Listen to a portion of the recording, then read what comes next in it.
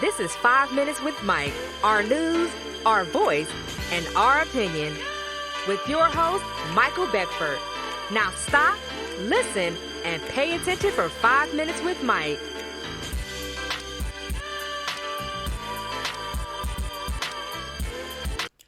Hello, and welcome to another episode of 5 Minutes with Mike. I am your host, Michael Beckford. Thank you for joining me today, and hope you guys are enlightened by this episode. We're going to get right into it. This episode is regarding President Biden's recent visit to Ukraine. That is President Biden's recent visit to Ukraine. And yes, it's official. Ukraine has officially been at war with Russia for 1 year. A war for which they did not ask for.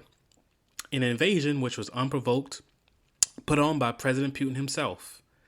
So, to mark the 1 year anniversary, though in my opinion it's not quite the celebration, either way, to mark the 1 year anniversary, President Joe Biden, under the secrecy of the Secret Service and the U.S. military, landed in Ukraine to have a kumbaya session with the Ukrainian president.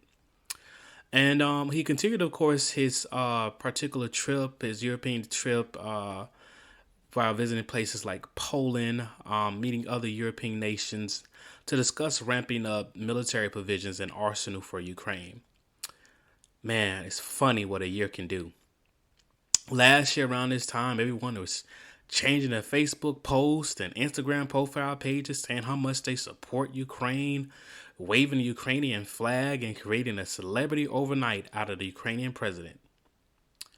And in the middle of this crazy war, the Ukrainian president also took the time to make history by speaking in front of the U.S. congressional members right here in Washington, D.C.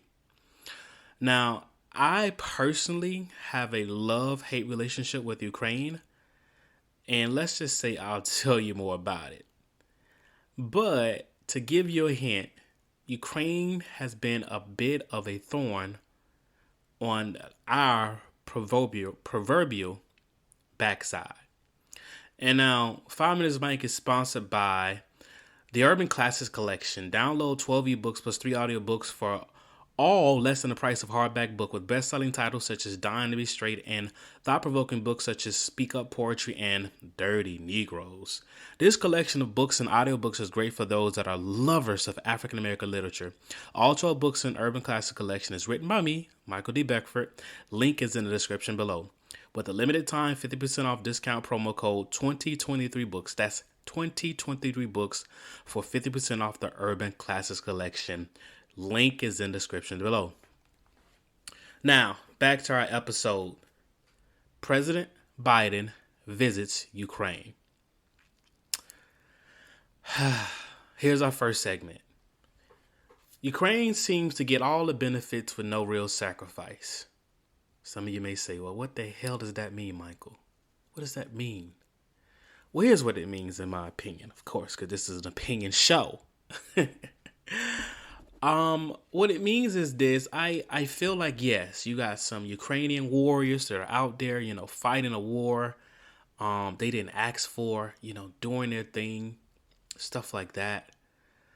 But when it comes down to Ukraine itself providing for itself, it seems to be pretty darn dependent on European nations, for which is not even technically a part of the treaties in regards to as far as for protection and things of that nature.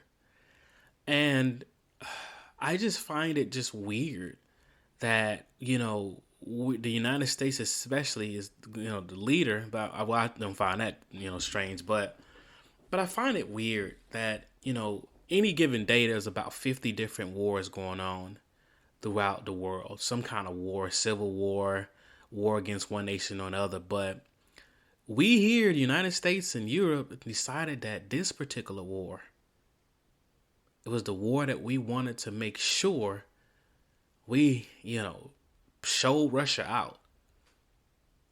But I wonder, will they put those same efforts when you have kids over in Somalia being torn from their parents by war? What about the situation over in Syria? There's wars all the time. And I'm not taking anything from what's going on in Ukraine. My hearts, my thoughts, and prayers are to the people. But in my opinion, they haven't made any. Anyway, I'll move on to the next segment. Our dollars funds everyone else's wars while our cities crumbles and homelessness is on an uptick right here in America. So this next segment actually makes a little bit more sense for the first segment I just talked about. You know, forever that we can think of, the United States has been, basically the global police force. Now, of course, China's coming in to kind of be a balancing act to that. Russia, of course, at one point was a superpower back in the 80s and until they kind of fell down in the 90s. But they're still, obviously, Russia's still a big player. They got a lot of nukes, a lot of oil, a lot of power still, Putin has. So, to me, it's a atrocity considering that we live here in the United States. We have a nation of hundreds of thousands of people every single night that are homeless, that have no place, that homeless, meaning they have no home and less money to even get themselves a Happy Meal in some cases. But yet we have found a way to send billions of dollars to Ukraine, both in actual money and also in war machines. It's crazy. And we're basically fighting a covert war against Russia, a low-key war, I could say, against Russia. We haven't sent, necessarily American troops there, but we surely are sending American bombs, warplanes, now battleships, drones, intelligence sharing, all kind of stuff against Russia. Russia now became the big boogeyman over in Europe. And, I'm not saying the United States shouldn't do something, but what I am saying is it's about time that the United States start taking care of its people. Now, I wasn't a big Donald Trump fan, not by a long shot, but I get it when he says America first. I get it. I see it. I understand it better. Because right now, what Biden and the administration is doing, it does not look like America first. We got a lot of things right here at home that needs to be taken care of. But yet we find a way. No, we can't send a check to African Americans that built this nation. No, we can't do that. No, heck no, hell no. We can't do reparations, but we can find a way to scrub some dollars out to pay for this Ukrainian war. I wonder why. I wonder why. Now, on to my last segment. Ukrainians have not been friends to black people. Now, some people may say, "Oh, Michael, yeah, you bringing up race again. Well, hey, if race is being brought up, then hey, I'm going to be the one on the front line to talk about it. Because guess what? I care so deeply about our people, the African American black people here in America, that yes, if there is an atrocity that is done to us, I will bring it up. But outside of just our people here in America, I also care about those that are in the African diaspora. And according to early news reports, when, the war in Russia first started, Africans that live in Ukraine were being turned down from being able to flee this particular nation when the time that Russia was, invading and, shooting up places, throwing up bombs, blah, blah, blah. And obviously things are still going on now. But the matter of the fact is they put African people to the back row and said, hey, no, you can't come on our train. You got to wait. Stay here and fight. Fight for you? Because your face is not melanated? Because you're white? So, yeah.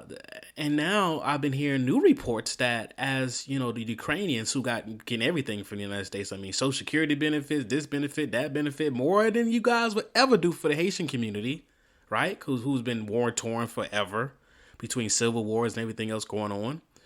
But I'm hearing new reports that Ukrainians that have been dispersed to different parts of Europe, do not want to be a part of black communities or black neighborhoods because of their biases against us. I mean, it's ludicrous. Over in France and other nations, there's been some recent reports. You would think that an individual that is running from a war-torn nation would at least have some type of humbleness to their particular thing. You can't be a Karen every day. Good grief. Now it's time for Black Facts.